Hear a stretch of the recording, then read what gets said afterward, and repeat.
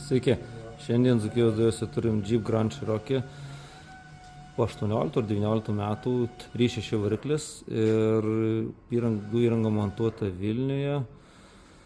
Ir tarp 1,5 ir 2,000 apsukimų važiuojant atsiranda patruksėjimas. Tai meistrai nepadarė, liepė keisti žvakės babinas, žmogus pasikeitė žvakės ir babinas, bet dėja nepadėjo.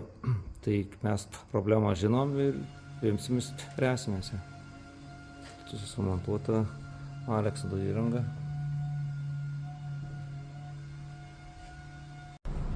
Na tai va, sutvarkėm tą Jeepą dabar 3.6 ir viskas važiuoja puikiai, jokių trūkčiojimų nėra, nieko. Sutvarkėm tą mechaninę dalį, kas priklauso, kaip turi būti viskas. Visa kita elektronika liko, kompiuteris tas pats, viskas, automobilis be jokių trūkčiojimų, važiuoja kuo puikiausiai.